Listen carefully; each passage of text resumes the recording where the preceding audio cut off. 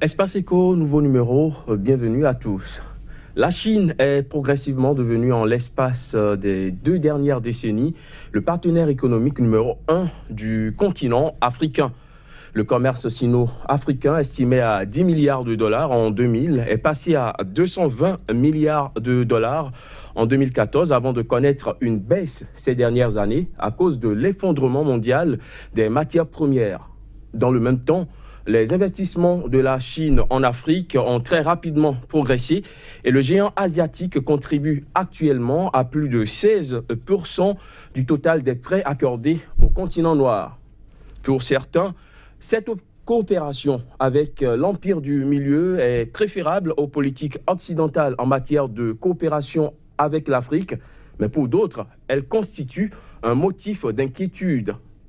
La présence de la Chine en Afrique est-elle un plus pour le développement de l'Afrique?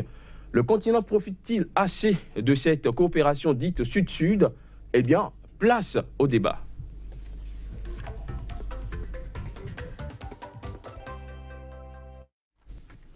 Pour mener la discussion, j'accueille Cyriaque Edon. Bonjour. Bonjour, monsieur le journaliste. Économiste, vous êtes également enseignant-chercheur à l'université d'Abomey-Calavi au Bénin, docteur Cyriaque Edon. Vous êtes également coordonnateur du département coopération du laboratoire d'économie politique LEP. Bienvenue. Merci beaucoup. Nous accueillons également Servais Afouda. Bonjour. Bonjour. Géographe économiste, enseignant-chercheur à l'université de Parakou au Bénin. Vous êtes également le directeur administratif du laboratoire d'analyse régionale et d'expertise sociale l'ARES au Bénin. Merci à vous d'être sur ce plateau. Merci à vous aussi. Cyriaque Edon, les relations économiques entre la Chine et le continent africain, d'un point de vue global, comment vous l'appréciez? Merci, monsieur le journaliste. Chers téléspectateurs, bonsoir.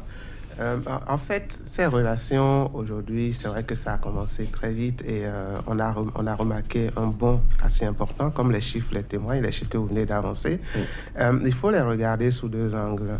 Souvent, on est vraiment dans le débat aujourd'hui. Certains ne sont pas d'accord en disant que ça pénalise plus l'Afrique. D'autres disent que c'est des atouts. Moi, je pense que c'est ni l'un ni l'autre, en réalité. Le tout dépend de ce que nous faisons de cette coopération. Et à l'heure actuelle, quand vous analysez un peu les secteurs qui sont concernés, on peut voir au niveau du commerce, au niveau des investissements, mais aussi au niveau de l'aide au développement. Et la Chine avait marqué un point fort dès le départ, en mettant dès 2006, par exemple, la mise en place d'un fonds qu'ils ont appelé le Fonds de développement de l'Afrique, avec près de 5 milliards. Et la même année, ils ont participé à l'annulation de dettes de presque 31 États et c'était près d'1 milliard de dollars. Donc, c'est quand même pas négligeable. Seulement qu'au niveau du commerce, par exemple, le commerce reste déficitaire, c'est-à-dire que nous exportons les matières premières, que ce soit souvent au niveau pétrole ou minière, et et nous importons des produits manufacturés, ce qui ne change pas quasiment par rapport à ce qui se fait avec les partenaires traditionnels où nous restons quand même fournisseurs de matières premières. Et lorsque vous regardez au niveau de l'investissement, c'est parti sur des secteurs tels que la banque, les industries, mais c'est souvent ciblé pour le besoin de la Chine et un peu moins pour nos besoins à nous.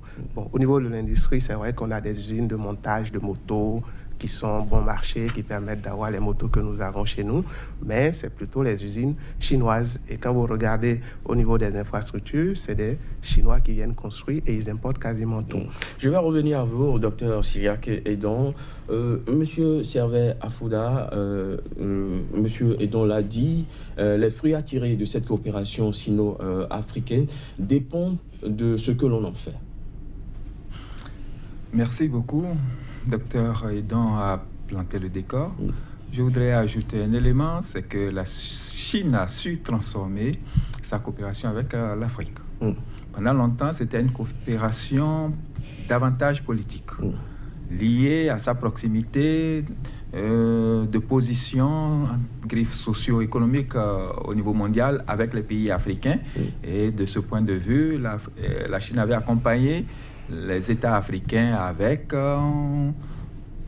son mauvais, ou bien sa mauvaise posture dans l'économie mondiale, puisqu'elle n'était pas membre des pays signataires des accords internationaux sur le commerce. Mais depuis que la Chine a signé ces accords internationaux, et donc dans la compétition internationale, elle a mué sa coopération d'ordre politique au prime abord à une politique commerciale, mais basée sur la coopération et qui est toujours sous-tendue par cette proximité relationnelle qu'elle avait avec les pays africains. Alors, qu'est-ce que ça tire comme avantage, je voudrais dire? C'est que anciens pays ou alors garants de cette première forme de relation, les pays non alignés, elle se trouve dans l'obligation de relever le niveau de développement des pays africains. Est-ce que c'est vraiment comme ça que ça se passe? Ça, c'est une autre paire de manches. Deuxièmement, les institutions privées chinoises aussi ont commencé par conquérir le monde et s'insèrent dans le milieu africain à bon titre, comme beaucoup d'institutions privées occidentales. Alors, comment apprécier ces deux niveaux de relations publiques, peut-être, mais aussi relations privées, qui, les deux sont soutenus par la coopération chinoise en Afrique aujourd'hui. Le premier élément que je peux dégager, c'est de dire, comme on l'affirmait tout à l'heure, ou bien le soulignait Dr Edon, regardez la coopération sino-africaine en disant c'est une mauvaise chose, c'est un pis-aller. Et deuxièmement, dire que c'est une très bonne chose et ne s'accrocher qu'à ça aussi, c'est rêver. Ça veut dire quoi? Ça veut dire qu'il faut avoir la tête froide et savoir qu'est-ce qui est bon en tant qu'Africain pour l'Afrique et qu'est-ce qu'il faut faire et qu'est-ce qu'il ne faut pas faire. Donc je crois que ce débat va permettre de nourrir un certain nombre d'attentes, et je pense qu'à la fin, peut-être que certaines attentes seront comblées, mais on est là pour ça. Merci. Alors, ce ne sont pas des critiques qui manquent en ce qui concerne cette coopération sino-africaine au regard de la nature actuelle d'une telle coopération. Pensez-vous, comme beaucoup d'autres, que la Chine se comporte un peu comme une puissance néocoloniale? C'est tous les partenaires qui se comportent ainsi africains en matière commerciale, en matière de relations, qui sont alors néocoloniaux. Il n'y a pas de bon partenaire commercial qui vise son intérêt et il n'y a pas de mauvais partenaire. Le problème, c'est qu'est-ce que les Africains eux-mêmes ont comme disposition interne pour juger du partenariat qu'ils ont avec les tiers. Ça amène d'abord au rôle même des Africains par rapport à leur devenir. Qu'est-ce qu'on veut? Vers où on veut aller? Quelles sont nos responsabilités par rapport aux générations à venir? Alors, écoutez, j'aime bien dire souvent, les pays qui, en griffe, tirent le maximum de profit des relations avec la Chine, aujourd'hui, je voudrais nommer au moins 3. C'est le Nigeria, c'est le Ghana et c'est l'Afrique du Sud.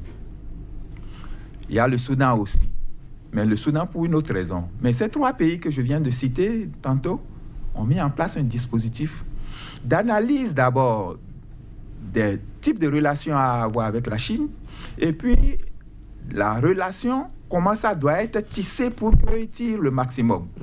À ces 3 pays, il faut peut-être ajouter un 4e qui est le Sénégal. Et lorsqu'on regarde ces 4 pays, en incluant le Sénégal, c'est qu'il y a un dispositif qui jauge et qui juge la nature des relations. Est-ce qu'on a ça au Bénin? Est-ce qu'on a ça dans la plupart des pays africains? Ça, c'est une autre paire de manches. La deuxième chose à ajouter, aucun pays ne fera le bonheur de l'Afrique ou des pays africains à leur place. C'est à nous-mêmes de savoir ce que nous voulons, vers où on veut aller et quelle ambition nous avons pour nos pays et pour l'Afrique. Alors, Cyriaque Edon, la Chine, une puissance néocoloniale pour l'Afrique? Non, je pense que ça serait exagéré de dire que c'est une puissance néocoloniale. Je l'ai dit au départ, cela dépend de ce que nous voulons et vers ce que nous voulons faire d'une coopération. Il faudrait simplement que, comme a souligné mon aîné, les pays africains cessent de se positionner en pays pauvres, en quémandeurs. Et si vous êtes en quémandeur, vous êtes dans une position de faiblesse et vous acceptez tout ce qu'on vous envoie. Il a cité l'exemple du Nigeria, de l'Afrique du Sud, qui sont des pays qui sont des locomotives de l'Afrique et qui ont su, en tant que tels, imposer leur vision de ce qu'ils veulent et vers où ils doivent orienter cette coopération. C'est vrai que les petits pays comme les nôtres, on a souvent tendance à tout accepter, ce qui fait qu'il y a cette image qui envoie. Mais, comme je l'ai dit, même si la structure de cette coopération, où nous sommes souvent fournisseurs de matières premières et importateurs de produits manufacturés, n'a pas beaucoup changé par rapport à ce qui se faisait avec les partenaires traditionnels, même si on peut faire quelques critiques à la Chine, notamment le respect des droits de l'homme, notamment, de droits des travailleurs, parce qu'il y a eu beaucoup de scandales dans les pays africains où les entreprises chinoises qui emploient des Africains ne respectent pas les droits des travailleurs, ou même au niveau de ce qu'il peut y avoir comme catastrophe au niveau de l'environnement, parce qu'ils ne respectent pas les normes environnementaux. On peut en citer plein ainsi, mais au même moment, certains pays arrivent à en bénéficier et ils ont apporté quelque chose de plus. Parce que ça fait un partenaire économique de plus, ça augmente plus ou moins notre pouvoir de négociation. Quand vous pouvez avoir plusieurs interlocuteurs, vous pouvez négocier mieux. Donc ça permet un peu, ça offre une opportunité plutôt, je ne sais pas, je ne dis pas que beaucoup de pays ne s'en servent pas suffisamment, mais ça offre l'opportunité de pouvoir être un peu moins dépendant des anciennes colonies. Et donc, c'est beaucoup plus un plus sur cet aspect-là. Donc, il y a toujours le bon et le mauvais côté. C'est à nous de savoir réellement ce que nous voulons tirer de toute coopération. À vous entendre, on a ce sentiment que les Chinois savent pertinemment là où ils veulent aller. C'est plutôt les Africains, eux, qui ne le savent pas. Oui, bien sûr que les Chinois savent où ils veulent aller. Écoutez, ils sont près de plus d'1 milliard, ils ont développé l'économie, ils avaient surtout besoin de nouveaux marchés. Et tout le reste, après, c'est juste contrepartie de nouveaux marchés dont j'ai besoin. Je vous accorde des aides. Et je dis, bon, je ne m'intéresse pas à votre politique. Même si, en réalité, ce n'est pas si vrai. C'est vrai que lorsque vous prenez les partenaires traditionnels que sont l'Union européenne, les États-Unis, tout aide est souvent conditionné à des politiques économiques, à des orientations, à des réformes telles que nous pouvons avoir les OMD, les ODD, MCA et tout ce que vous voulez. Et les Chinois, a priori, disent le côté politique ne nous intéresse pas. Mais quand vous regardez aujourd'hui, après avoir fait de l'économie, fait gagner de nouveaux marchés à leurs entreprises, ils font aussi maintenant un transfert de leur culture. Et vous allez maintenant dans certains pays, dans la plupart des pays africains, le centre culturel chinois, qui était déjà assez important par le passé, de par les coopérations politiques lors de la guerre froide, est devenu encore plus important aujourd'hui, où on parle mandarin. Au Sénégal, il y a des écoles pour former des gens pour parler le mandarin. On voit les arts martiaux qui se développent et il y a même des responsables africains qui sont chargés pour promouvoir cette culture en Afrique. Et donc, ils sont en train, dans une politique, vu cet aspect, on peut se dire qu'eux, ils savent où ils vont. Mais nous, quand irons-nous réellement? C'est ça la vraie question. Il ne suffit pas de construire des routes.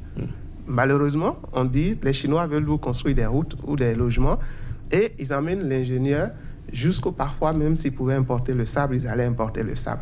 Et alors que eux, en Chine, vous ne pouvez avoir aucun marché sans transfert de technologie. Nous ne l'imposons pas cela. Donc, c'est nous qui nous posons dans une position de faiblesse alors que nous sommes dans une coopération où on doit pouvoir imposer nos visions et ce que nous voulons aussi.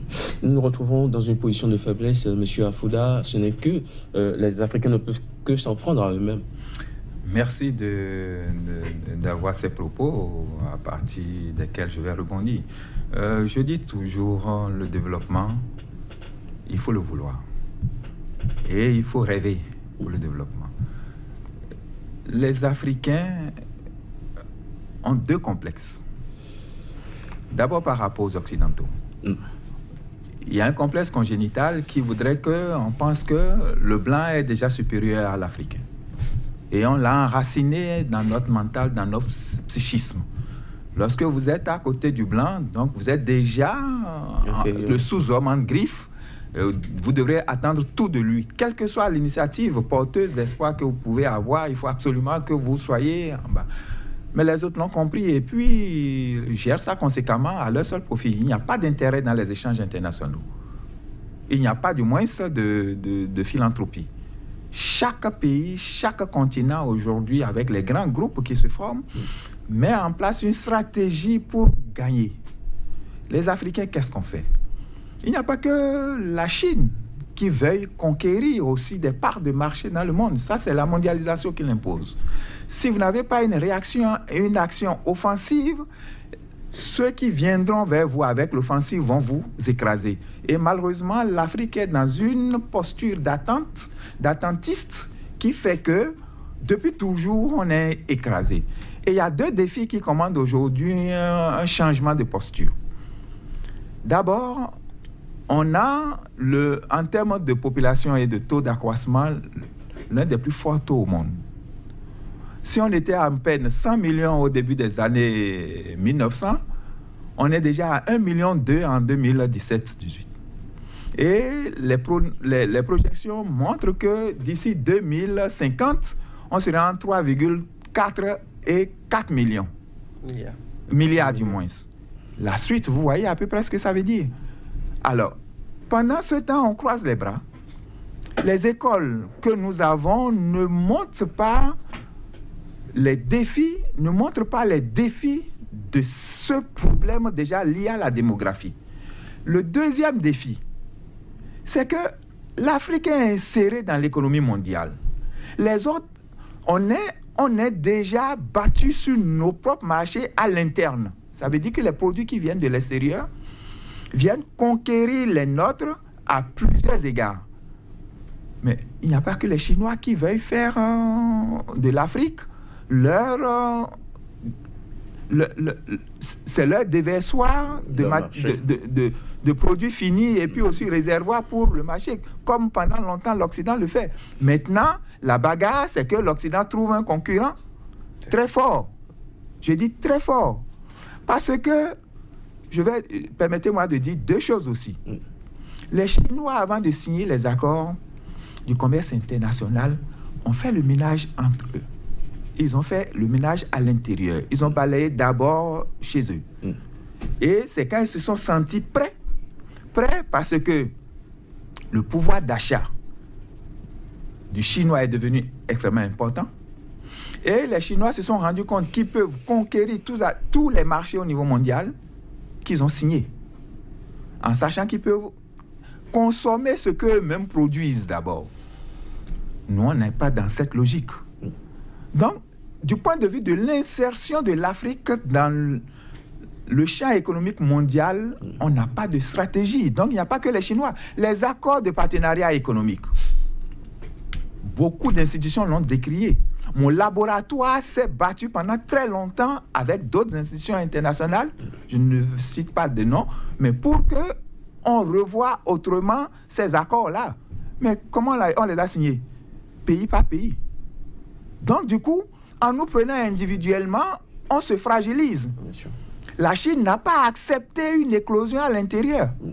Parce qu'ils savent qu'il faut être fort pour aller à la conquête des autres et puis résister par rapport aux autres. Vous voyez ce qui se passe aujourd'hui en Russie avec la Fédération de Russie.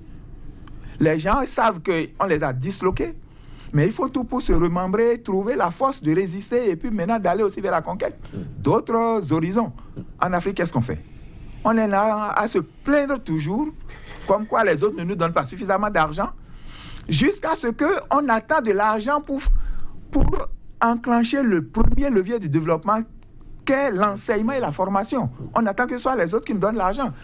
Ça pose un problème. Je retiens de votre développement que le monde est en guerre économique, mais que l'Afrique y va les mains nues sans les armes. Alors, on va évoluer dans ce débat. De ce point de vue, lisez Sun Tzu, L'art de la guerre.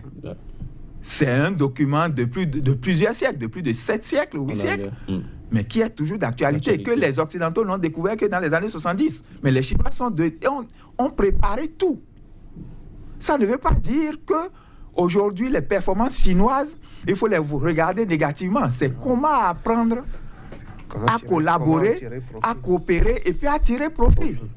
Nous allons évoluer dans ce débat. Alors, lors de sa récente tournée africaine, l'ancien secrétaire d'État américain Rex Tillerson a également mis en garde les Africains contre le risque de dépendance aux investissements chinois.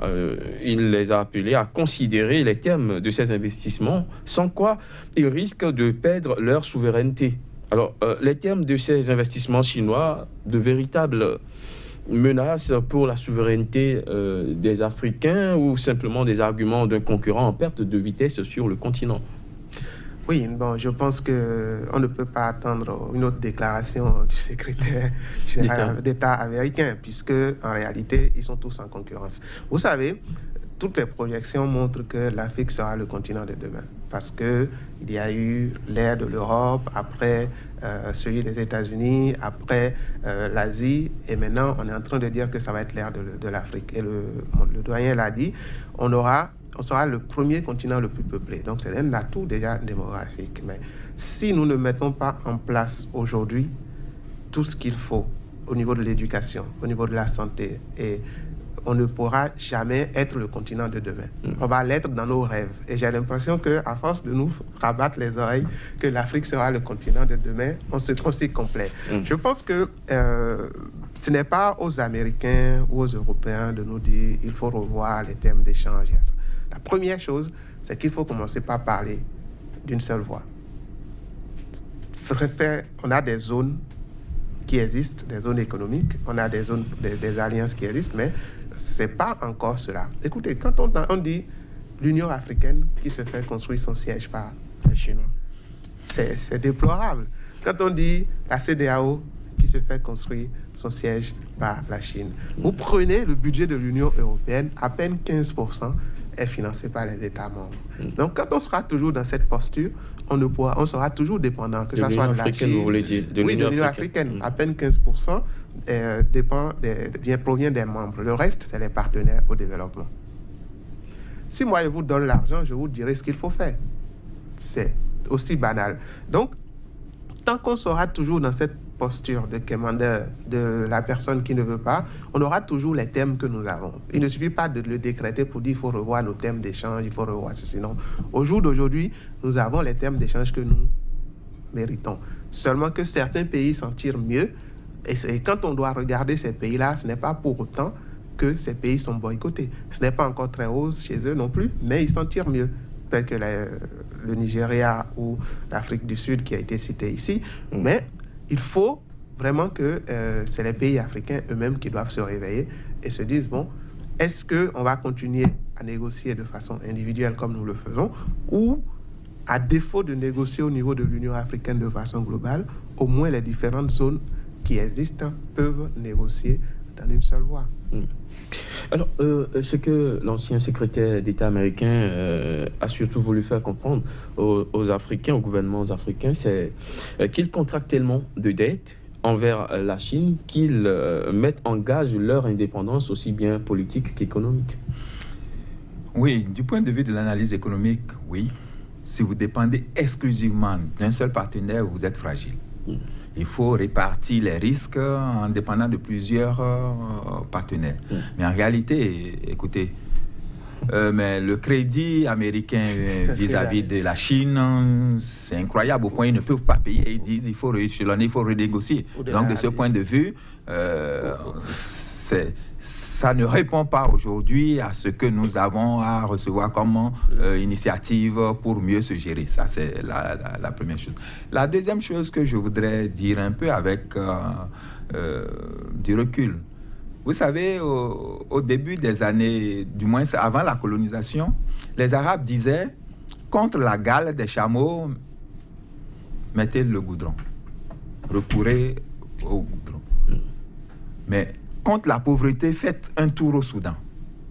Pas le Soudan, un pays, le Soudan géographique, qu'est l'Afrique au sud du Sahara. Ça veut dire quoi? Ça veut dire que l'Afrique était reconnue comme le pays le plus riche. Et la Chine dont on parle aujourd'hui, la Chine, mais j'étais au secondaire, encore au premier cycle de secondaire,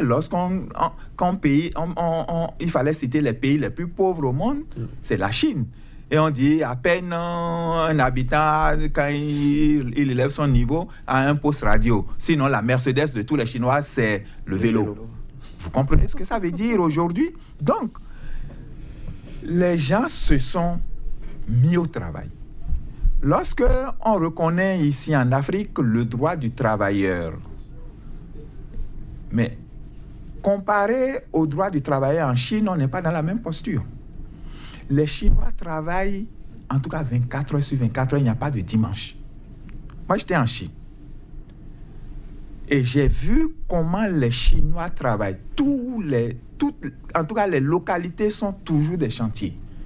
C'est à ce prix qu'ils résistent à la concurrence venant de l'extérieur et que même enterrent au travers de leurs expériences un certain nombre d'acquis qu'il faut sauvegarder et puis les innovations découlent de ça. Et par rapport à ce qu'ils ont comme pression et puis vécu, ils ont ajusté leur modèle de formation, d'éducation et de formation. Mais le problème, ce sont les universités, ce sont les centres de formation qui donnent la matière première indispensable pour conquérir le monde. Et depuis une quinzaine d'années que les Chinois se sont préparés à reformer le dispositif financier international, vous allez dans les universités chinoises, il n'y a pas de formation, par exemple, liée aux banques à part, aux finances à part. Vous rentrez dans une université, vous voulez faire une formation banque ou bien finance, comme on le dit, vous rentrez dans ce qu'ils appellent l'ingénierie financière. Donc, c'est déjà un autre paradigme. Comment vous rentabilisez les fonds. Mais nous, on est là encore, on ne sait pas ce qu'on veut d'abord. On ne peut pas comprendre ce qui va nous arriver. Le problème, ce n'est pas de se plaindre. C'est de dire ça suffit et qu'il faut réfléchir sur le meilleur devenir pour nous en sauvegardant notre environnement. Mais pour réfléchir de ce point de vue, est-ce que c'est en allant en rang dispersé avec nos États de 10 millions, de 20 millions, de 30 millions, que nous allons concurrencer le monde occidental, le monde asiatique, dont les Chinois, n'oubliez pas, il y a les Indiens qui viennent.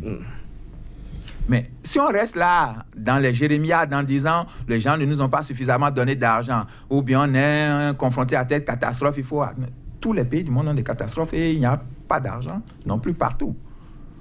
Ce qu'il faut retenir, on va cesser de se plaindre. On va comprendre que tous les pays ont eu une histoire sombre qui, à un moment donné, les a fait reculer ou alors marquer les pas. En regardant l'avenir, il faut se battre avec les armes du présent et en se projetant donc à l'avenir, dire on peut gagner. Il n'y a pas de fatalité. Formons les jeunes pour gagner. On forme des agronomes impossible de s'installer parce qu'ils sont concurrencés par des produits venant d'ailleurs. Ça veut dire quoi? Avant de signer des accords internationaux, il faut que nous-mêmes on comprenne ce que nous avons à faire et aucune agriculture, aucun secteur ne se développe sans un minimum de protection. Comment on se protège? On n'a pas ça aujourd'hui. C'est plus facile de faire importer un poussin d'Europe aujourd'hui que de produire le poussin au Bénin ou dans nos pays d'Afrique. C'est ça la réalité. Alors, en attendant d'avoir une projection sur le futur, restons un peu dans le présent. Quand nous prenons les relations avec la Chine, ces relations sont-elles plus avantageuses qu'avec ce que nous avons traditionnellement avec les Occidentaux, selon vous? Oui, je voudrais d'abord rebondir sur la question de la dette, parce qu'on a souvent tendance à faire comprendre aux pays africains attention à la dette, alors que tous les pays sont développés en s'endettant. La question, ce n'est pas la dette, c'est la qualité de la dette. On s'endette pour faire quoi? Quand vous vous endettez pour investir, c'est une bonne dette. Mais quand vous vous endettez pour payer les salaires et le fonctionnement, ce n'est pas une bonne dette. Donc, aujourd'hui, l'aide et l'investissement, les dettes de la Chine, vous voyez beaucoup plus, surtout sur des infrastructures qui peuvent servir à la production. Ça va dans les domaines d'investissement. Donc, ce n'est pas si mauvais en tant que tel. Et les États-Unis dépendent non seulement de la Chine, mais aussi des pays de l'Arabie Saoudite et de beaucoup de pays arabes qui détiennent presque la majorité de la dette américaine aujourd'hui. Et donc, je pense que nous devons lever un peu cette contrainte de dette, qui est d'ailleurs l'un des critères que moi, je condamne au niveau de l'UEMOA, parce qu'on nous dit, vous ne pouvez pas faire de la dette, vous ne pouvez pas faire de l'inflation, mais vous devez vous développer. C'est complètement aberrant. Aucun pays ne se développe sans les deux. Et donc, on est beaucoup plus dans un déni de développement avec de telles politiques. Maintenant, pour revenir par rapport à la Chine, qu'est-ce que ça nous apporte par rapport à l'ancien? J'ai dit, la première chose, c'est que ça nous donne l'opportunité de nous débarrasser de l'ancien d'abord, ou d'être moins dépendants, de pouvoir renégocier. La deuxième chose, c'est que comme ils ont beaucoup commercé sur les produits des matières premières, ça a permis d'avoir une concurrence de plus et donc ça a permis d'améliorer légèrement les taux, les termes des échanges au niveau international parce que ce n'est plus un seul concurrent, un seul qui décidait. Il y a de la concurrence, donc ça joue sur les prix. La troisième, c'est que ça permet aux États aujourd'hui d'avoir un peu plus de ressources pour leur budget et de sources de revenus qui sont diversifiées et donc de diversifier aussi leur coopération et limiter faire partager le risque par tout le monde. Donc ça, nous avons des avantages que nous en tirons de là. Et bien évidemment aussi d'avoir d'autres modes de financement de nos infrastructures qui pèsent beaucoup sur nos budgets qui ne sont pas très importants. Donc voilà réellement ce que ça a apporté et que ça change par rapport à ce que nous avions l'habitude de connaître. Maintenant, quels sont les inconvénients? Ça, on peut se poser la question. En attendant d'aller aux inconvénients, c'était en fait une comparaison par rapport à ce que les autres nous apportaient. Est-ce qu'il y a plus d'avantages à aller vers la Chine que les Occidentaux?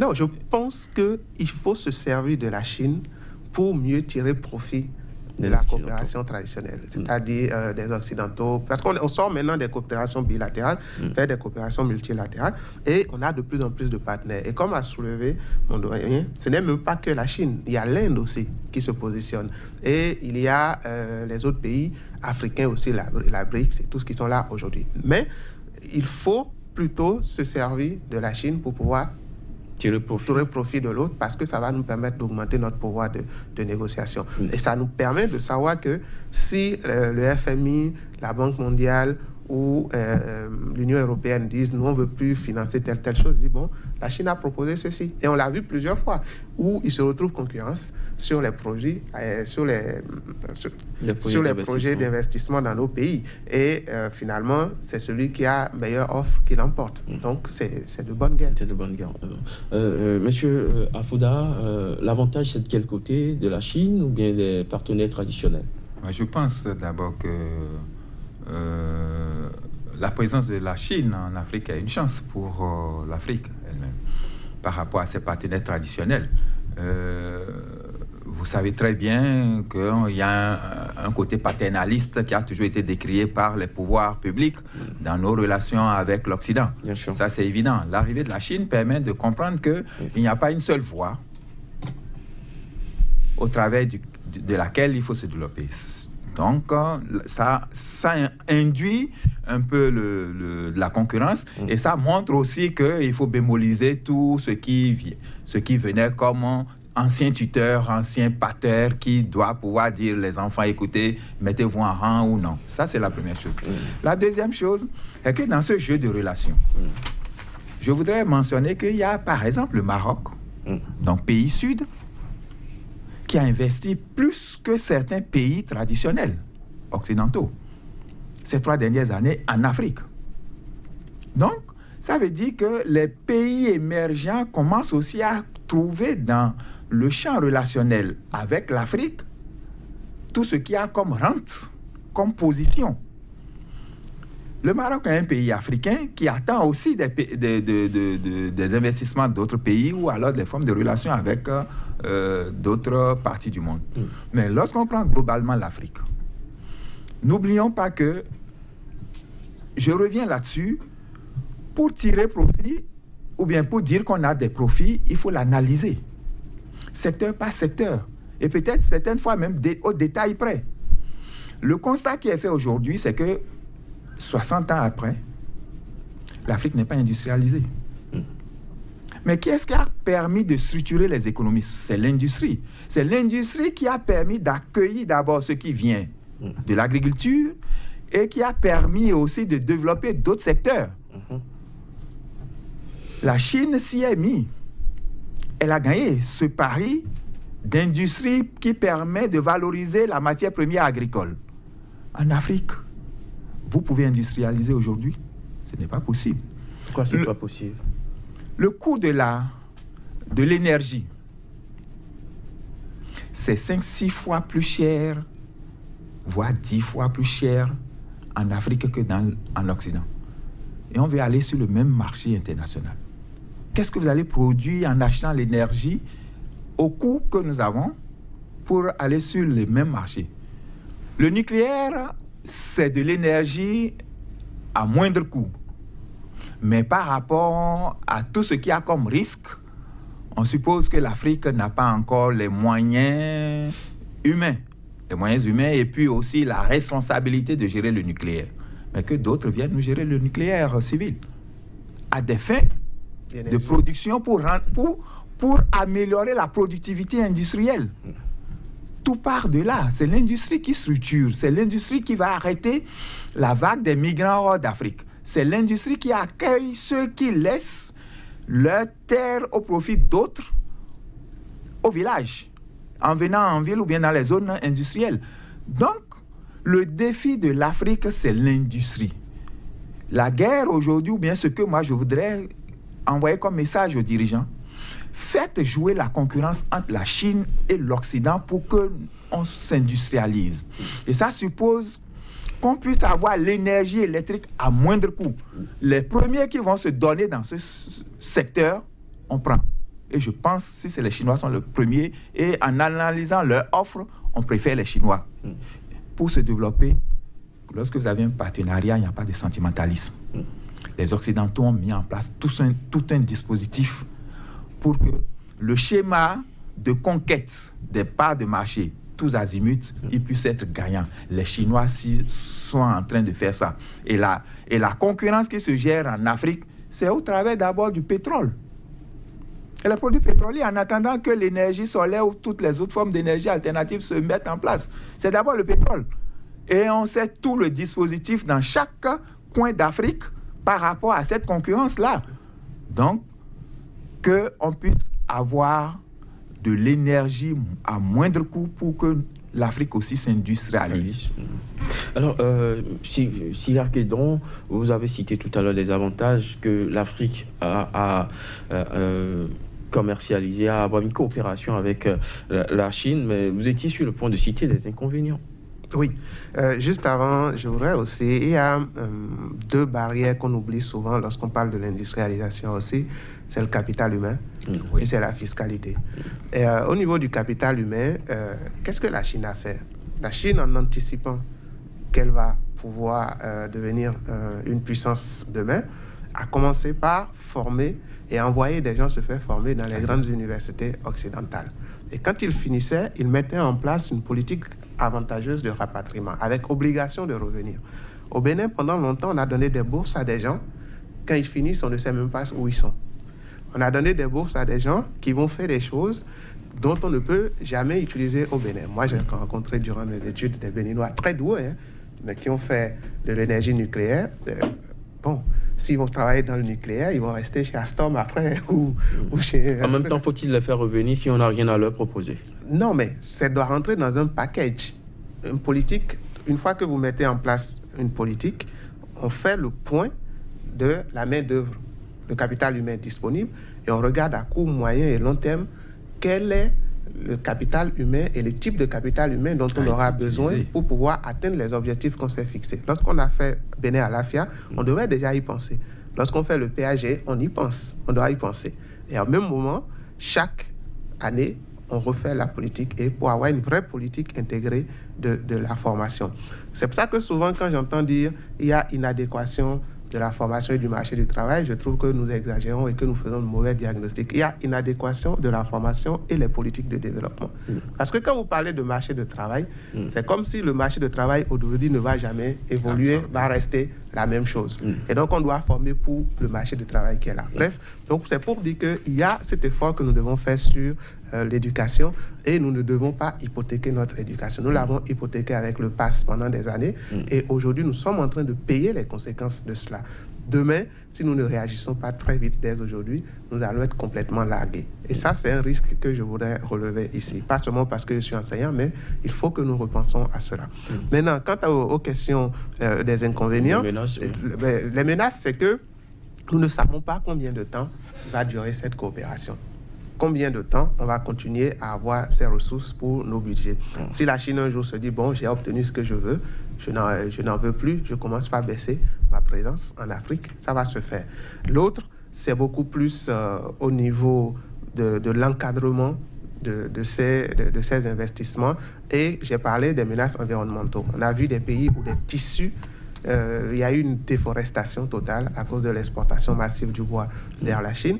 Et nous avons aussi, bien évidemment, la non-protection. Le doyen l'avait soulevé tout à l'heure en disant que pour pouvoir rendre nos produits chez nous et promouvoir la production locale, il faut protéger le marché local.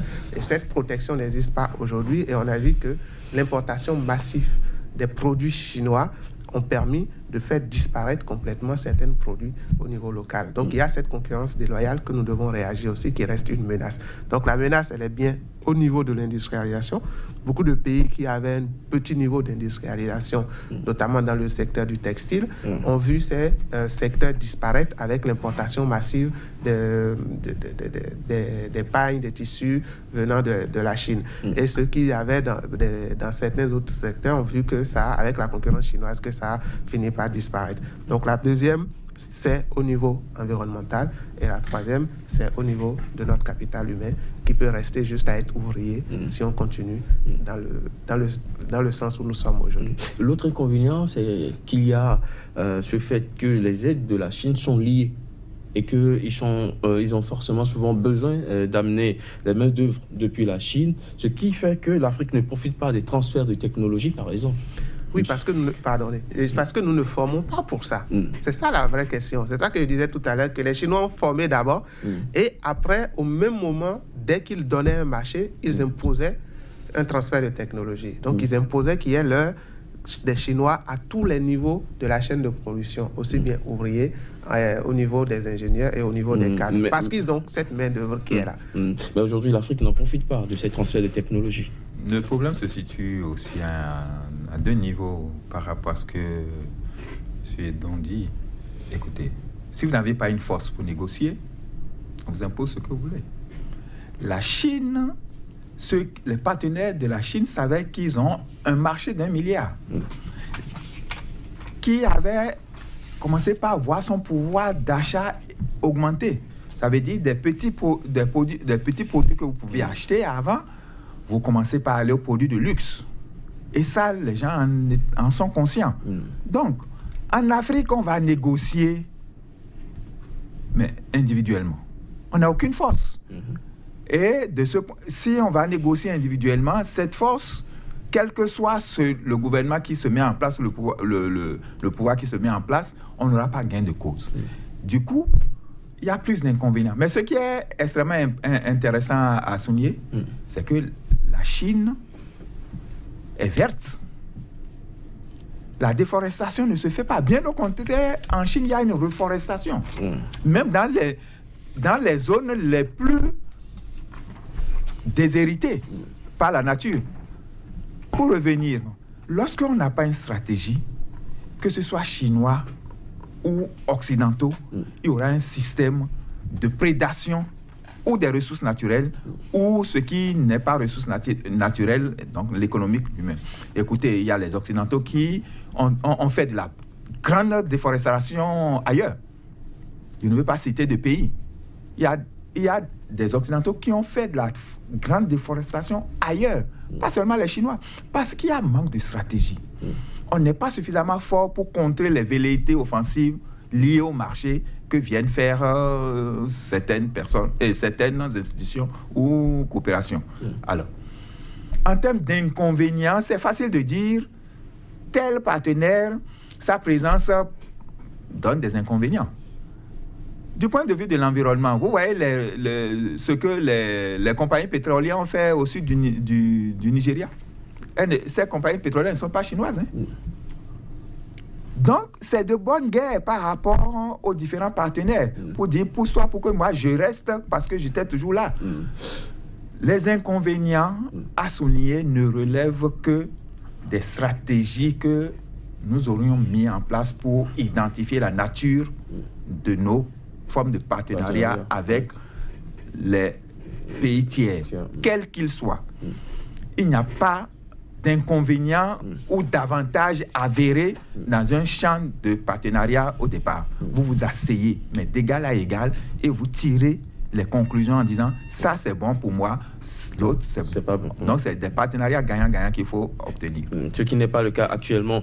Merci à vous d'être passé sur le plateau de cette émission. 45 minutes, ça passe tellement vite. On aurait voulu dire beaucoup de choses par rapport à cette coopération entre la Chine et l'Afrique. Merci d'être passé sur le plateau de cette émission. Cyriaque Edon, économiste, enseignant-chercheur à l'université d'Abomey-Calavi au Bénin, coordonnateur du département coopération du laboratoire d'économie politique, et Servais Afouda, géographe économiste, enseignant-chercheur à l'université de Parakou au Bénin. Vous êtes également directeur administratif du laboratoire d'analyse régionale et d'expertise sociale l'ARES au Bénin.